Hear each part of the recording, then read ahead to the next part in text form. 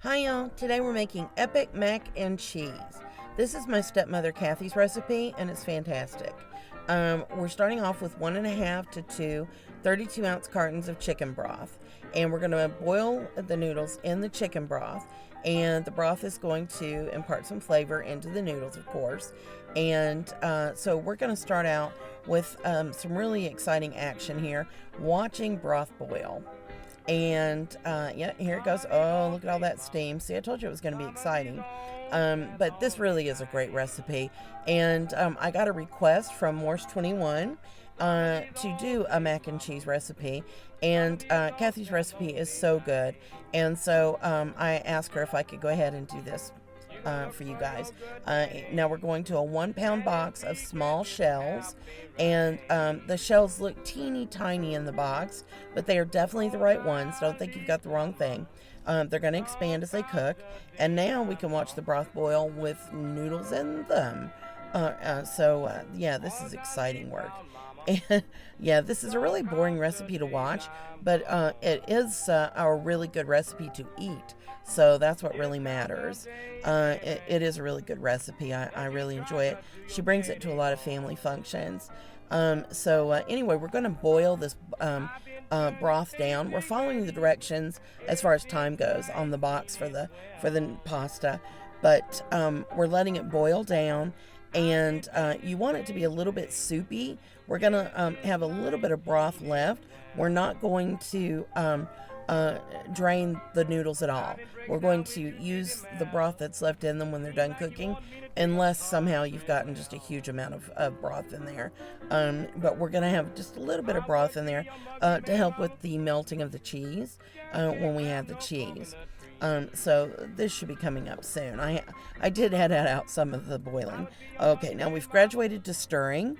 That's the second most boring thing on YouTube cooking, is the stirring. So now we're adding 1 pound of what the box said was cheese spread, and that's generic Velveeta, basically, is what it is. And I've cut it into cubes and just added it in with the hot noodles. I did remove the noodles from the eye of the stove, though. And you can turn that off. You don't need it anymore. It will just melt from the heat of the noodles. So I'm just stirring now, and there's going to be a lot of stirring going on. So we're just stirring the Velveeta in. And those of you who are going, oh, Velveeta, that's not what I expected. It really is good, guys. Give it a chance. We're stirring in the Velveeta, and it's melting. And it's melting. And it's melting. Okay, if you really want to, you can put this back on the eye of the stove on low. You don't want it on high. If you just can't wait for it to melt on its own. But it really will melt just being stirred there with the hot noodles. It really will. And there is still some broth left there, and it's very hot. So see, now here we go. It's all melted in now. And I did not return it to the stove. So now here we go with 1 teaspoon of Italian seasoning. And that adds flavor, really good flavor. And so we're stirring that in, and there you go. I don't know. There's nothing left to say. There you go. Okay, there's more left to say. But for right now, we're stirring in Italian seasoning. Seems to be going along well. Boy, oh boy. I'm never at a loss for words, but stirring, I don't know what to say about it. It's just a lot of stirring. But if I edited out all the stirring, there wouldn't be much of a video. There would be, hi, we're making mac and cheese. Okay, there it goes. Did you like it?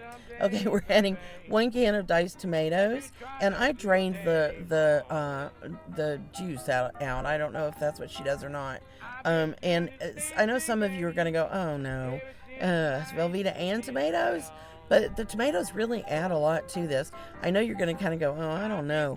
But you go from the cheesy weirdness of the Velveeta and it's not really weirdness. I don't know how to describe Velveeta.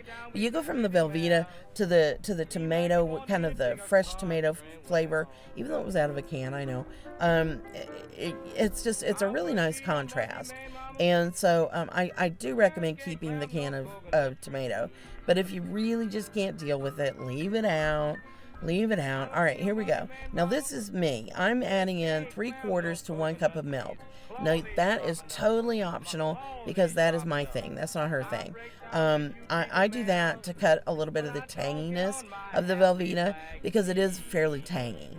And so I do that just to cut it a little bit. But it is totally up to you.